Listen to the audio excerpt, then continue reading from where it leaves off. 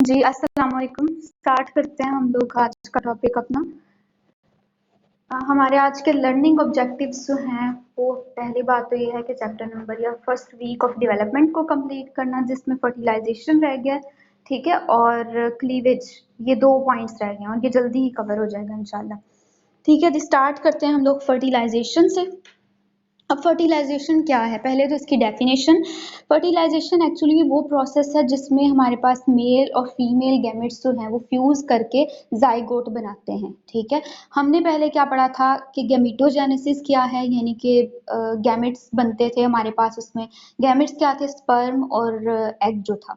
ठीक है, अब वही वाले जो गैमेट्स हैं वो फ्यूज करेंगे और वो क्या करेंगे, in the process of fertilization और जाइगोट बना देंगे। ठीक है, अब फर्टिलाइजेशन होती कहाँ पे है?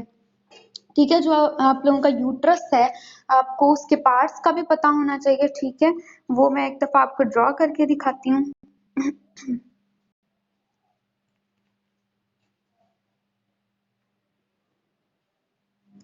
जी, ये देखें, for example it is fundus और बॉडी। उसके बाद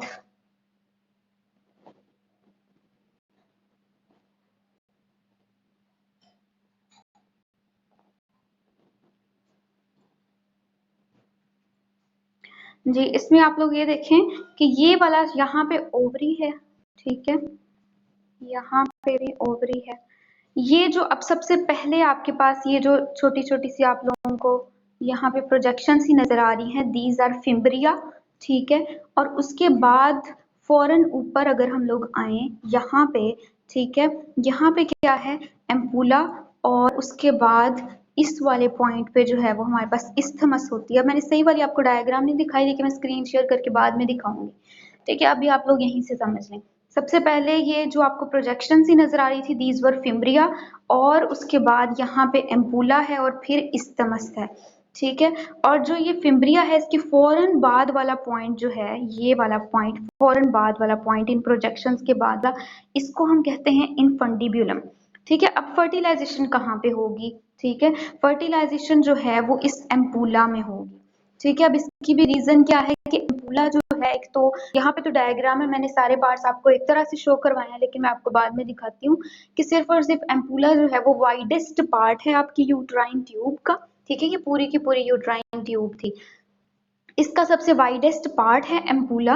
और इसके अलावा जो है ये ओवरी के पास भी है, जाहिर सी बात है, यहाँ से रिलीज होना है, एग ने रिलीज होना है या सेकेंडरी स्पर्मेटोसाइट ने रिलीज होना है, तो यहाँ पे ये सबसे करीब भी है, यहीं पे आके स्पर्म इसके साथ फ्यूज करेगा, फिर जो है वो फर्दर जाइगोट बनेगा और उसकी फर्दर क्लीवेज होके फिर वो यूट्रस में ऐसे मूव करता जाएगा और यहाँ पे जाके वो एंडोमेट्रियम में इम्प्लांट कर जाएगा। ठीक है जी, अच्छा, ये बात हो गई क्लियर कि लोकेशन क्या है इस फर्टिलाइजेशन की। अब फेजेस ऑफ फर्टिलाइजेशन है कुछ। ठीक है, मैं आपको बता चुकी हूँ कि जब सेकेंडरी oocyte या ओवम जो है वो रिलीज होता है तब वो किस तरह का होता है। ये है जी सेकेंडरी oocyte। ठीक है, इसके अराउंड क्या होती है, जोना पेलियोसिडा होती है, और उसके अराउंड हमारे पास क्या होती हैं, एक दो लेयर्स ऑफ फॉलिकुलर सेल्स को भी अपने साथ बाहर लेकर आता था, विच वॉज कोरोना रेडिएटा। ठीक है, in yellow colour there is corona radiata, in green I have represented zona pellucida, in red colour I have represented secondary oocyte। ठीक है, अच्छा जी, अब इस स्टेट में ये रिलीज हुआ है, जाहिर सी बात है, फॉर एग्जांपल एक स्पर्म आया है। ठीक है, अब वो स्पर्म क्या करेगा कि ये डायरेक्टली आके उसने फ्यूज तो इस सेकेंडरी स्पर्मेट सॉरी oocyte के साथ करना है, तो फिर ये बाहर वाली दो लेयर्स को पेनिट्रेट करना है, इसने तीसरी लेयर को भी पेनिट्रेट करना है, फिर उसके अंदर उसके साइटोप्लाज्म में जाना है, यहाँ तक की जो फेजेस इसने कवर करनी है उसको हम कहते हैं जी फेजेस ऑफ फर्टिलाइजेशन। ठीक है, अब हम लोग बारी बारी फेजेस ऑफ फर्टिलाइजेशन के बारे में पढ़ते हैं। सबसे पहली फेज जो है, सबसे पहली फेज हमारे पास क्या होगी, पेनिट्रेशन ऑफ, एक मिनट, सबसे पहली फेज होगी हमारे पास पेनिट्रेशन ऑफ कोरोना रेडिएटा, क्योंकि सबसे बाहर वाली लेयर कौन सी थी, कोरोना रेडिएटा की लेयर थी। उसके बाद क्या आया था हमारे पास, जोना पेल्यूसिडा, तो जोना पेल्यूसिडा की पेनिट्रेशन होगी दूसरी फेज में। तीसरी फेज में आपको नजर आ रहा होगा कि oocyte इटसेल्फ था। अब oocyte की मेम्ब्रेन और स्पर्म दोनों के दरमियान जो है वो फ्यूजन होनी है तीसरे पॉइंट में। तो तीन फेजेस क्या हो गई इसकी, पहली फेज में आपको बताई है penetration of corona radiata, number 2 is penetration of zona pellucida and number 3 is fusion of oocyte membrane and sperm. ठीक है, स्पर्मेटोसाइट। अच्छा जी, अब हम पहली फेज के बारे में पढ़ते हैं which is penetration of corona radiata. उसके लिए क्या होना चाहिए?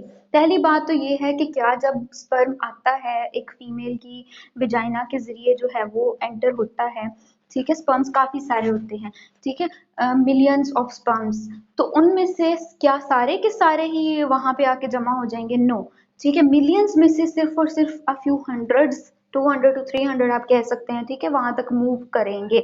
बाकी सारे के सारे क्या हो जाएंगे? डीजनरेट, या जो भी मीन्स के हम कह सकते हैं कि वहां तक मूव नहीं कर पाएंगे। ठीक है, अच्छा जी, तो उसके बाद जितने मूव करते हैं वो उनकी क्या फेट होती है या कैसे वो इन फेजेस को कवर करते हैं वो हम देखते हैं। ठीक है, फॉर एग्जांपल वही वाली डायग्राम को आप एज्यूम करें कि वहां तक एक स्पर्म आ चुका है, कहाँ तक? एम्पूला तक। ठीक है, पहली बात तो ये एम्पूला तक नहीं आता, एम्पूला तक उस आने से पहले जो मैंने आपको इस्थमस दिखाया था, इस्थमस में आके वो रुक जाता है। ठीक है, इस्थमस में आके रुक जाता है, वहां पे आके इमोटाइल हो जाता है। अब फिर जब सेकेंडरी सॉरी जी सेकेंडरी oocyte रिलीज होता है, फिर क्या होता है कि कुछ कीमोअट्रैक्टेंट्स शायद वो सेकेंडरी oocyte रिलीज करता होगा, जिसकी वजह से क्या होगा, वो जो स्पर्म है वो भी इस्थमस से मूव करके कहाँ पे आ जाएगा? एम्पूला में आ जाएगा। और सेकेंडरी oocyte जो था वो निकला था, एग जो था वो भी फिम्ब्रिया, इन्फेंडिबुलम और फिर जो है वो एम्पूला में आ जाएगा। ठीक है, अच्छा जी, अब यहाँ पे आके अब दोनों तो मिल गए एक दूसरे के साथ, तो क्या फर्टिलाइजेशन यहीं पे हो जाएगी, जाइगोट बन जाएगा? नो। ठीक है, इसके लिए पहली फेज जो है कोरोना रेडिएटा की पेनिट्रेशन के लिए क्या होना चाहिए? कैपेसिटेशन होनी चाहिए स्पर्म की। एक्चुअली ये स्पर्म और जो यूट्राइन की ट्यूब है उसके दरमियान कुछ इंटरेक्शंस होते हैं, और उस इंटरेक्शन में होता क्या है कि जो हमारे पास जो प्लाज्मा मेम्ब्रेन है स्पर्म की, जिसने फॉर एग्जांपल यहाँ पे मैं स्पर्म ड्रॉ करती हूँ, ये है जी स्पर्म। ठीक है, ये उसका मिडल पीस हो गया, ये नीचे, ठीक है, सारा कुछ टेल हो गया। तो अब यहाँ पे जो प्लाज्मा मेम्ब्रेन, यहाँ पे अंदर क्या था हमारे पास?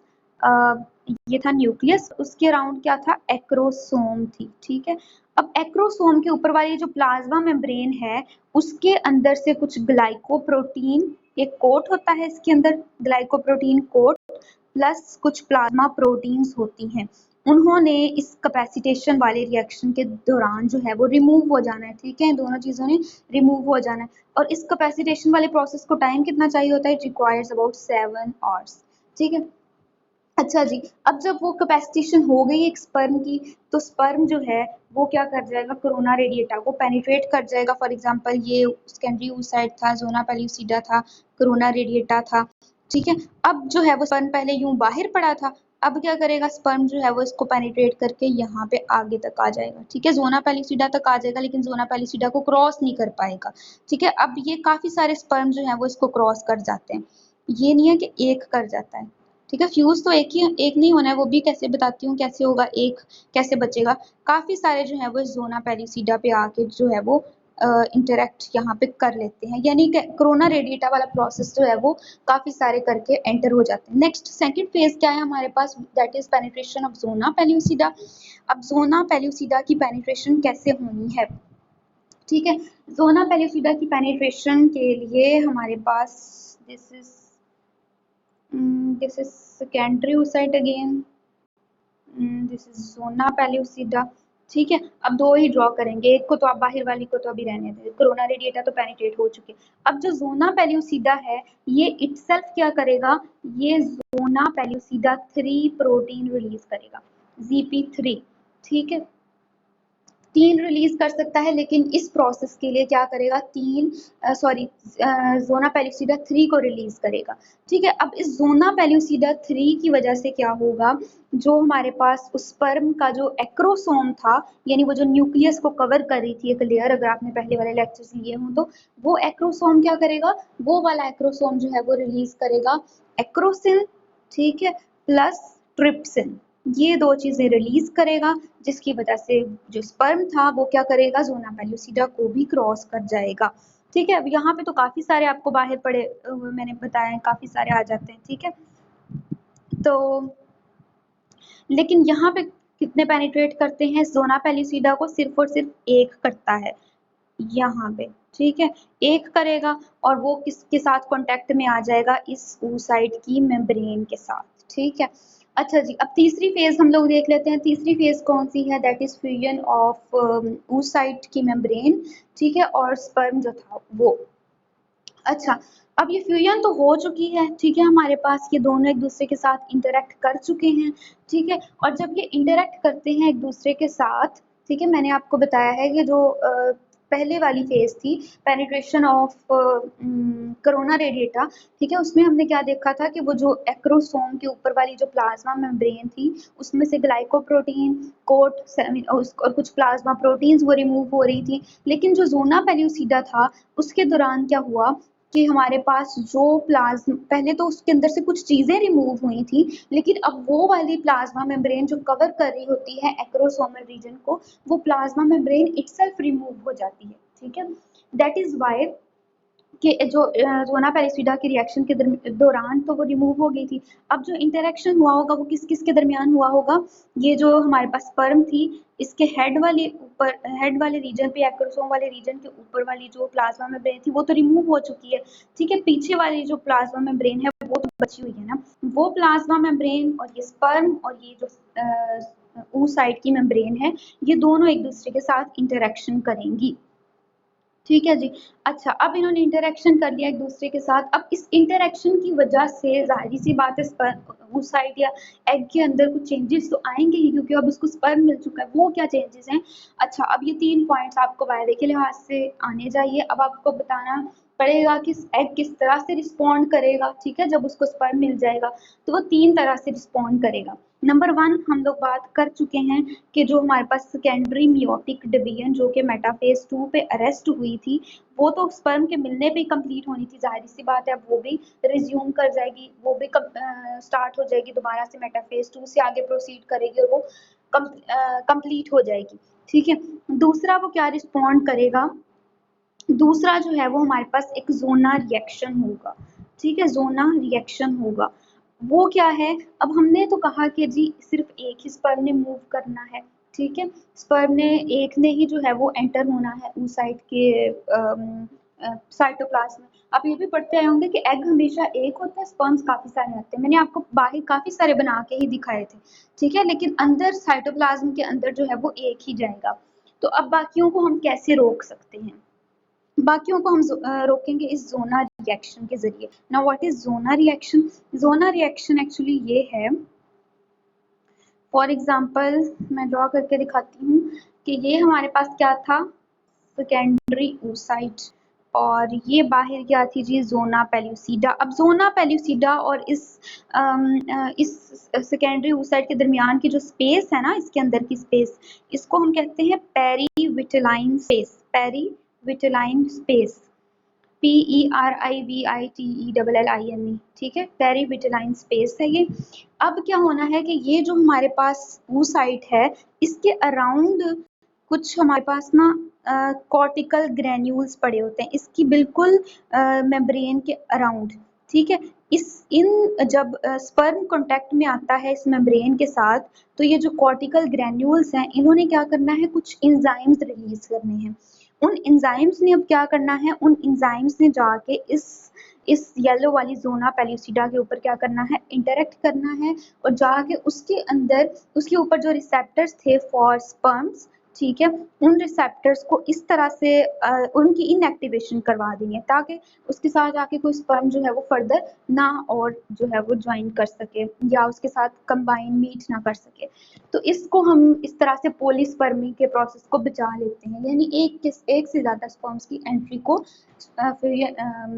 साइटोप्लाज्म ऑफ oocyte में जो है वो एक से ज्यादा की एंट्री नहीं होने देते, ठीक है जी।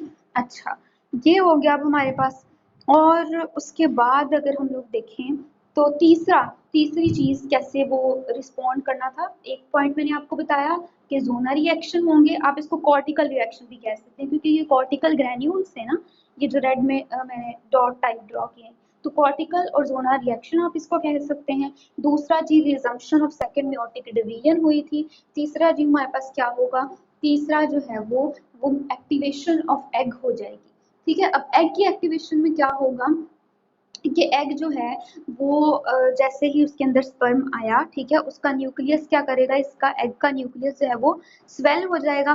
ठीक है, और जब इसका न्यूक्लियस स्वेल हो जाएगा तो हम इसको क्या कहेंगे कि it is female pro nucleus. ठीक है, ये जी फीमेल प्रो न्यूक्लियस बन गया है। उसके बाद क्या होगा कि जो स्पर्म है, स्पर्म भी आएगा, वो आके इसके साथ इस तरह से मीट करेगा कि उस अच्छा एक और बात कि जो मैंने आपको बताया कि एक्रोसोम के ऊपर वाली प्लाज्मा मेम्ब्रेन तो पहले ही रिमूव हो गई थी। ठीक है, जो बाकी पीछे बची क्या वो भी साइटोप्लाज्म में साथ आएगी? नहीं। ठीक है, वो साइटोप्लाज्म में साथ नहीं आएगी, वो जो उसके ऊपर वाली प्लाज्मा मेम्ब्रेन थी वो तो बाहर ही रह जाती है। ठीक है, जोना पेल्यूसिडा को भी क्रॉस करके अंदर आ जाती है, उसकी मेम्ब्रेन के साथ भी फ्यूज कर जाती है, लेकिन साइटोप्लाज्म के अंदर वो भी नहीं जाती। सिर्फ और सिर्फ इसका जो हेड है, इसकी जो टेल है वो तो जाती है, इसको जो कवर करी होती प्लाज्मा मेम्ब्रेन वो नहीं जाती। ठीक है, अब इसके अंदर आके ये हो गया जी हमारे पास फीमेल प्रो न्यूक्लियस। अब अंदर वो भी आ गया, स्पर्म भी आ गया। ठीक है, उसका न्यूक्लियस भी स्वेल करेगा और वो भी क्या बना देगा, मेल प्रो न्यूक्लियस बना देगा। ठीक है, ये है जी मेल प्रो न्यूक्लियस। अब दोनों क्योंकि हमारे पास ये यहाँ पे आके इसकी टेल भी डिटैच कर जाएगी अब अंदर आके। ठीक है, फीमेल की तो एग की तो पहले ही टेल नहीं थी, मेल की थी वो भी रिमूव हो गई। अब हम पहचान नहीं कर सकते, इसको डिस्टिंग्विश नहीं कर सकते कि कौन सा मेल का था और कौन सा फीमेल का था। ठीक है, दोनों के न्यूक्लियस स्वेल हो चुके हैं, दोनों के पास अब टेल्स नहीं है, तो दैट इज वाई। अच्छा जी, अब उससे आगे हम लोग देखते हैं क्या होता है। अ, उससे आगे क्या है, आपको मैंने बताया था कि जो गैमेट्स हैं, गैमेटोजेनेसिस के प्रोसेस में हमने क्या कहा था कि हैप्लॉइड नंबर ऑफ क्रोमोसोम्स होते हैं इनके पास, यानी स्पर्म के पास और एग दोनों के पास 23 नंबर ऑफ क्रोमोसोम्स थे।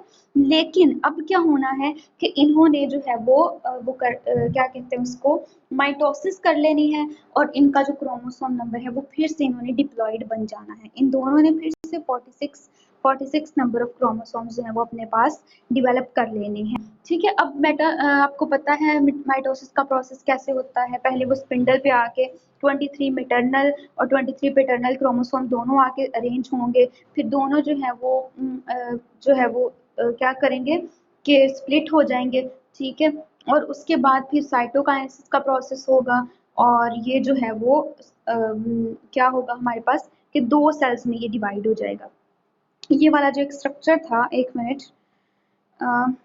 ये वाला जो एक स्ट्रक्चर था हमारे पास, that is male pronucleus and female pronucleus. अब इन्होंने क्या करना है जी कि इनका साइटोप्लाज्म जो है वो सेपरेट होके इन्होंने 2 सेल्स में डिवाइड कर जाना है। ये भी एक सेल है, मैंने कहा है कि इन्होंने माइटोसिस करके 46 नंबर ऑफ क्रोमोसोम्स को डिवेलप कर लेना है। और अब जी ये हमारे पास क्या बन चुका है, जाइगोट बन चुका है। और द मोस्ट इम्पॉर्टेंट क्वेश्चन वो ये है कि रिजल्ट क्या है फर्टिलाइजेशन का, what is the result of fertilization. तो रिजल्ट ऑफ फर्टिलाइजेशन में भी 3 चीजें आपके पास आएंगी। ठीक है, बेसिकली ये टॉपिक में मैंने आपको लैंगमैन से पढ़ाया। अगर आप लैंगमैन से ही पढ़ेंगे इसको, केएलए में बहुत छोटा करके दिया हुआ है। ठीक है, आपको समझने में मुश्किल होगी वहां पे, सिर्फ और सिर्फ कुछ पॉइंट्स दिए हुए हैं। अच्छा जी, तो नेक्स्ट हम लोग बात करते हैं कि जो रिजल्ट्स क्या थे अब फर्टिलाइजेशन के। ठीक है, सबसे पहली चीज हमारे पास रिजल्ट्स में क्या आएगी, अब इसमें से एमसीक्यूज भी बनते हैं। अब इसके रिजल्ट्स में से पहली बात क्या है कि resumption of second meiotic division हो गई है। सेकंड मियोटिक डिवीजन जो थी वो हमारे पास सॉरी वो तो उसके एग के रिस्पॉन्सेज में आएगा। ठीक है, ये नहीं लिखेंगे बल्कि आप, वो तो एग के रिस्पॉन्सेज में आएगा। इसके आप रिजल्ट्स में क्या लिखेंगे वो ये है कि डिप्लॉयड नंबर ऑफ क्रोमोसोम्स जो थे ये वाले वो दोबारा से रिटेन हो गए हमारे पास, क्योंकि गैमेट्स के पास तो 23 थे, लेकिन फर्टिलाइजेशन के बाद वो दोबारा 46 हो गए। ठीक है, तो हम लोग कह सकते हैं कि यहाँ पे क्या हुआ कि डिप्लॉयड नंबर ऑफ क्रोमोसोम्स जो हैं वो दोबारा से आ गए। ठीक है, उसके बाद हम लोग दूसरा पॉइंट जो कि हमारे पास एमसीक्यूज है कि डिटर्मिनेशन ऑफ सेक्स हो चुकी है अब यहाँ पे, कि वो जो एम्ब्रियो है वो फीमेल है या मेल है। वो कैसे कि हमारे पास जो स्पर्म आया था, अब ये तो एक मेल पे ही डिपेंड करता है ना कि वो जो बेबी होगा वो मेल है या फीमेल है। वो क्यों डिपेंड करता है, क्योंकि फीमेल के पास तो 2 एक्स ही होते हैं, वो कुछ भी करे लेकिन वो उसने एक एक्स ही दे सकती है। ठीक है, लेकिन मेल के पास से में एक्स वाई क्रोमोसोमल कॉम्प्लीमेंट होता है, तो अगर मेल का स्पर्म जो है वो एक्स लेके आ रहा है, देन एम्ब्रियो जो है या जो फीटस है वो क्या होगा हमारे पास, फीमेल। लेकिन अगर वो स्पर्म जो है वो वाई लेके आया है, तो दैट इज वाई कि फीमेल की तरफ से तो एक्स ही आना था, तो ये क्या बन जाएगा कि एक्स वाई। तो male is responsible for determination of sex.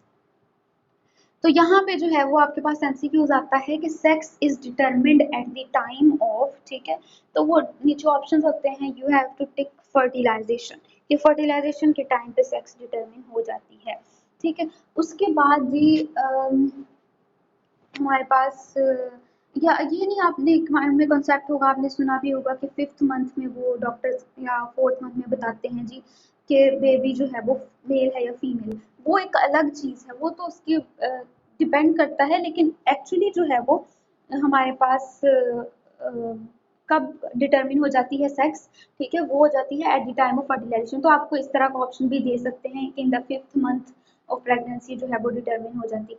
ऐसा कुछ नहीं है, फर्टिलाइजेशन के टाइम पर ही सेक्स डिटर्मिन हो जाती है। उसके बाद है जी क्लीवेज स्टार्ट हो जाती है। क्लीवेज क्या है वो अभी हम पढ़ते हैं, ठीक है। That was all about fertilisation.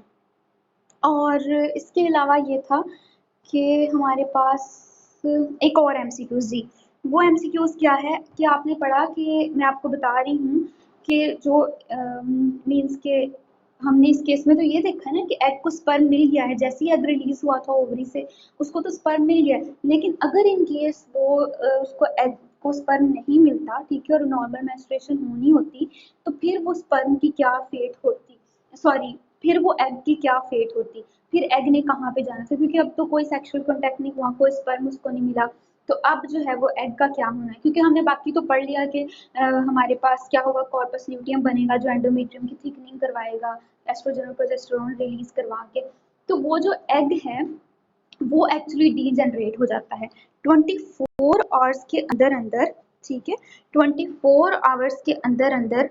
अगर जैसे यहाँ से ओवरी से क्या हुआ है जी, एग जो है वो रिलीज हो गया है, ठीक है, अब 24 घंटों के अंदर अंदर उसको स्पर्म मिल जाता है तो ठीक है, ठीक है, वरना वो जो सेकेंडरी ओसाइड या एग था वो डीजनरेट हो जाए, क्योंकि उसका तो अब कोई काम ही नहीं है, ठीक है, वो डीजनरेट हो जाएगा।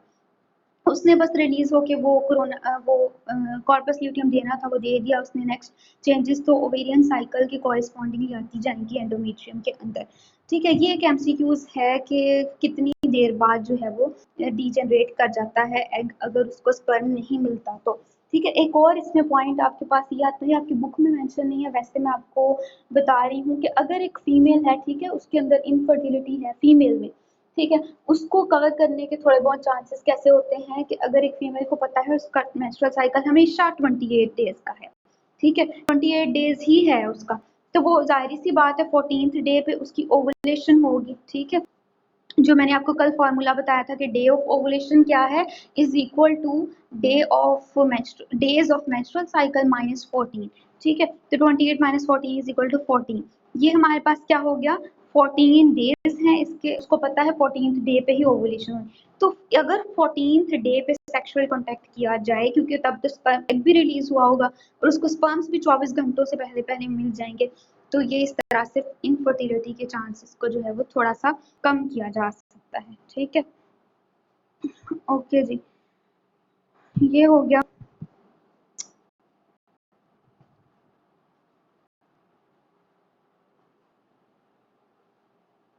जी, किसी ने कुछ पूछना है तो वो पूछ सकता है, फिर हम लोग क्लीवेज करते हैं और बस फिर कवर हो जाएगा ये वाला फर्स्ट वीक।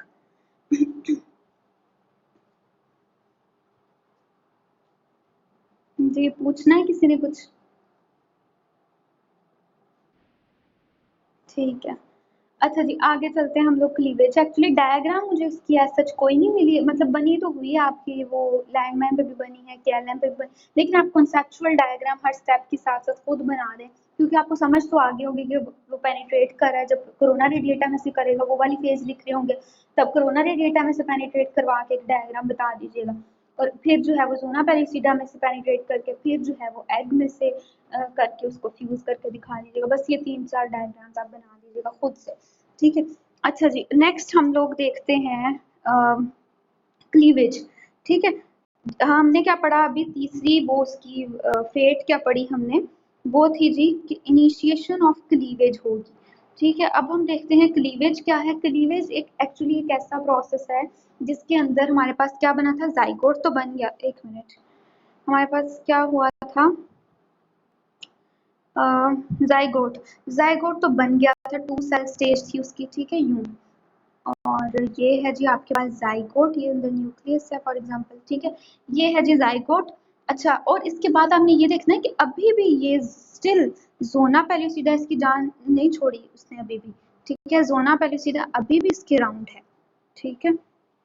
अच्छा जी, और अब क्या होता है कि क्लीवेज इज द प्रोसेस, या हम कह सकते हैं कि it is a series of mitotic divisions by which cells will divide, ठीक है, and they will increase in number. तो ये है जी क्लीवेज। अब ये हमारे पास नेक्स्ट भी आपके पास इंपॉर्टेंट वाइवा क्वेश्चंस हैं, मोरूला क्या होता है, ठीक है, इसके अलावा ब्लास्टूला खास तौर पे क्या होता है, ठीक है, ये अभी मैं आपको बताती हूँ। ये तो आपके पास सिंपली एक जाइगोट है जो कि 2 सेल स्टेज पे मैं दिखा रही हूँ, ठीक है। अच्छा, नेक्स्ट क्लीवेज जब इसकी होनी है तब इसमें ये होगा कि ये जो जाइगोट है इसकी जाहिर सी बात है, ये 2 है सेल्स, फिर क्या हो जाएगा जी, सेल्स जो हैं वो आपके पास 4 हो जाएंगे। ये है सेल्स, ये आपके पास कितने हो जाएंगे, 4 सेल्स हो जाएंगे इसके अंदर, ठीक है। अच्छा जी, 4 के बाद क्या होगा नेक्स्ट, फिर फर्दर वो 8 सेल्स में डिवाइड हो जाएगा, ठीक है। अब आप इसको जैसे भी 1 2 3 4, ठीक है। अच्छा, आप ये डिवाइड करके देख लीजिएगा, आपने अब क्या बनाने हैं, 8 सेल्स बनाने हैं इसके अंदर, ठीक है। अच्छा जी, उसके बाद फिर क्या होगा जी, जाहिर सी बात है 12 के सॉरी 8 के बाद कितने बनने हैं, 16 सेल्स बनने हैं। अब ये 16 सेल स्टेज जो है ये इंपॉर्टेंट है, विच इज मोरूला, ठीक है, इसको हम कहते हैं मोरूला या मेलबरी, ठीक है, MORULA, ये है जी मोरूला। और ये 3 डेज कब बनता है, 3 डेज आफ्टर फर्टिलाइजेशन, जब ये जाइगोट बना था उसके बाद 3 दिन बाद मतलब क्लीवेज होती रहती है, 3rd डे पे ये मोरूला बन जाता है, ठीक है। अच्छा जी, उसके बाद हमारे पास क्या होना है कि इसके बाद, एक मिनट अजान हो रही है, आप लोग प्लीज वेट करें 5 मिनट के लिए।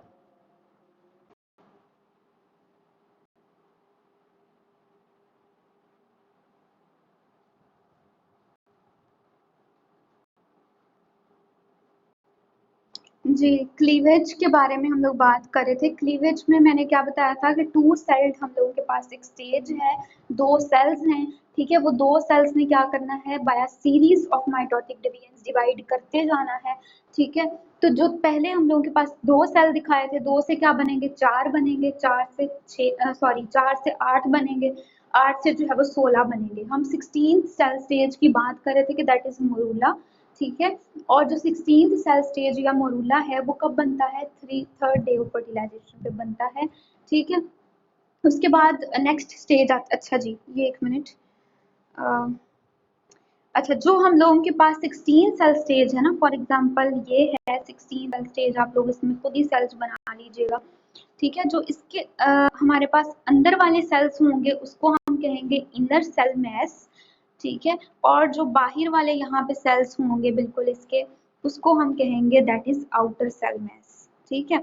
अच्छा जी, अब नेक्स्ट वाली स्टेज हम देखते हैं दैट इज ब्लास्टूला, ठीक है। अब ब्लास्टूला क्या है कि यही वाला जो मोरूला है, ठीक है, इसमें क्या चेंजेस आएंगी कि इस मोरूला के अंदर, ठीक है, यहाँ पे इस मोरूला के अंदर क्या होगा कि फ्लूइड फिल्ड जो है वो आप लोगों के पास स्पेसिस अपीयर होना शुरू हो जाएंगी, ठीक है। सेल्स तो ये थे यहाँ पे, ठीक है, ऐसे इसके अंदर फ्लूइड फिल्ड स्पेसिस अपीयर होंगी। 1 मिनट, ये सारे सेल्स ही हैं। और यहाँ पे जो व्हाइट कलर में बाकी बच गया है, यहाँ पे फ्लूइड फिल होके उसने एक कैविटी बना दी है, ठीक है। और ये आउटर सेल्स, कुछ सेल्स यहाँ पे बाहर अरेंज हो चुके हैं और कुछ अंदर हैं, और एक कैविटी भी बन चुकी है। ये जो कैविटी बन चुकी है दैट इज ब्लास्टोसील, ठीक है। क्या है जी, ये ब्लास्टोसील है।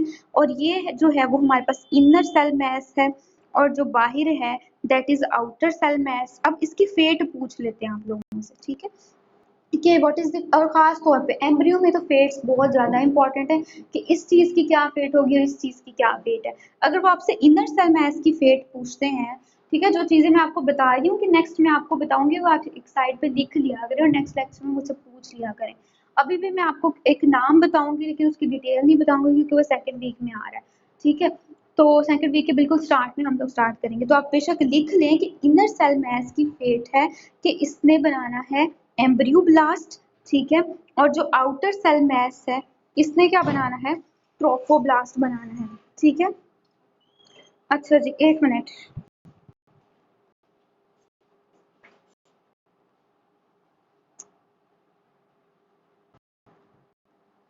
अच्छा, जिसकी हम बात कर रहे थे, क्या हुआ, मैंने आपको इनर सेल मैस जो है क्या बनाता है, एम्ब्रियो ब्लास्ट, और जो आउटर सेल मैस है वो क्या बनाता है, ट्रोफोब्लास्ट बनाता है, ठीक है। अच्छा जी, ये दो चीजें होगी आप लोगों के पास, ये मैं आपको जरूर बताऊंगी लेकिन सेकंड वीक में पूरा टॉपिक ही इसके ऊपर, आप पहला वर्ड ही सेकंड वीक में एम्ब्रियो ब्लास्ट और ट्रोफोब्लास्ट पढ़ेंगे, ठीक है। तो इसलिए टेंशन लेने की बात नहीं है। और ये जो है वो ब्लास्ट, इस पूरे स्ट्रक्चर को हम क्या कहते हैं, एक मिनट से, इस पूरे स्ट्रक्चर को हम क्या कहते हैं, ब्लास्टूला कहते हैं, ठीक है। ये भी आपसे पूछ लिया जाता है, फोर्थ डे पे बनता है। अब ये जो ब्लास्टूला है ना, ये कहाँ पे बनता है। अच्छा, आपको एक और बात बताऊं कि ये जो यूट्रस थी, यूट्राइन ट्यूब थी, अब ये देख लें, ये यूट्राइन ट्यूब थी, ठीक है। यहाँ पे एम्पुला के अंदर फर्टिलाइजेशन हुई, टू सेल स्टेज बनी। अब आहिस्ता आहिस्ता जो है जैसे जैसे बनता जा रहा है, फर्दर डिवीजन होती जा रही है, तो ये फर्दर मूव करता जा रहा है, ठीक है, आगे यूट्रस की तरफ, यूट्राइन ट्यूब से यूट्रस की तरफ मूव करता जा रहा है, ठीक है। और ये जो ब्लास्टूला है या ब्लास्टोसिस्ट है, ये तो बिल्कुल ही यूट्राइन कैविटी के अंदर जाके बनता है, ठीक है। अच्छा जी, और इसके अलावा क्या बताना था आपको, यहीं तक है मेरे ख्याल से, और कोई पॉइंट अगर रह गया हो तो। अच्छा हाँ, और जो मैंने आपको भी बताया था कि जो इसके अराउंड जोना पेल्यूसिडा है वो तो अभी भी इसको कवर करके रखे हुए हैं, ठीक है। फिर वो जोना पेल्यूसिडा कब डीजनरेट होती है, ठीक है, जब फिफ्थ डे होता है, या जब वो हमारे पास ब्लास्टूला, ब्लास्टोसील, अंदर वाली cavity, inner cell mass, outer cell mass, वो सब कुछ बन चुका होता है, तब जो है वो, तब तक जो हमारे पास जोना पेल्यूसिडा होता है। लेकिन तब क्या होता है, अ, ये थी फॉर एग्जांपल, ठीक है, ये है जी इसके अंदर, यहाँ, सॉरी, एक मिनट। अच्छा, ये थी जी हमारे पास इनर सेल मैस था, यहाँ पे ऊपर जो खाली जगह छोड़ी हुई है that is cavity, sorry blastocoel, बाहर आउटर सेल मैस है, ठीक है। अब यहाँ पे जोना पेल्यूसिडा है तो सही, लेकिन अब वो डीजनरेट थोड़ी थोड़ी होना शुरू हो गई है, ठीक है। अबाउट फिफ्थ डे पे जाके ये फुली डिसअपियर हो जाती है, ये वाली जो जोना पेल्यूसिडा है, ये फिफ्थ डे पे जाके फुली डिसअपियर हो जाती है, ठीक है।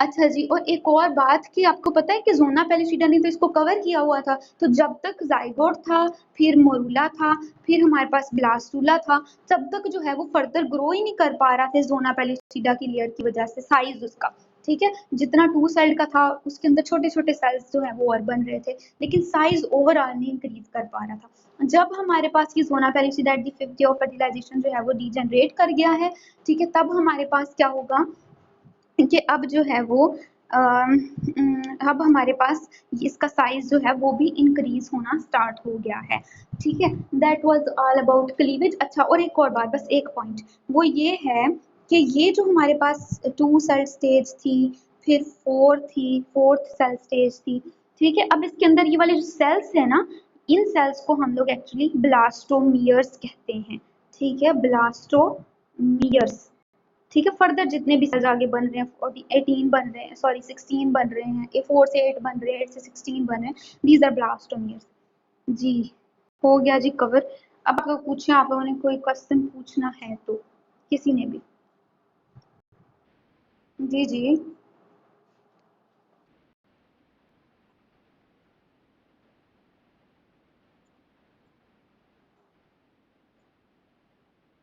फर्टिलाइजेशन के, ठीक है, जब स्पर्म और एग मिल के फर्टिलाइजेशन कंप्लीट कब हुई थी, जब उसने जाइगोट बना लिया था। जाइगोट जब बना है उसके थर्ड डे पे, और उसके फोर्थ डे पे, सॉरी उसके जो भी फिफ्थ डे पे मैंने बोला है, थर्ड डे पे मोरूला बन रहा है, फोर्थ डे पे ब्लास्टूला बन रहा है। और मैं ये नहीं कह रही कि वो डिसअपियर एक दफा में ही जाके हो जाती है, ठीक है, थोड़ी थोड़ी सी डिसअपियर होना शुरू हो जाती है, जैसे फोर्थ डे पे होना शुरू हो गई है, थर्ड डे, लेकिन फुली डिसअपियर होती है ऑन द फिफ्थ डे, बिल्कुल ही इसका कोई नामो निशान नहीं रहता, ये कम्प्लीटली जो है वो डिसअपियर हो जाती है, ठीक है। अच्छा जी, और कुछ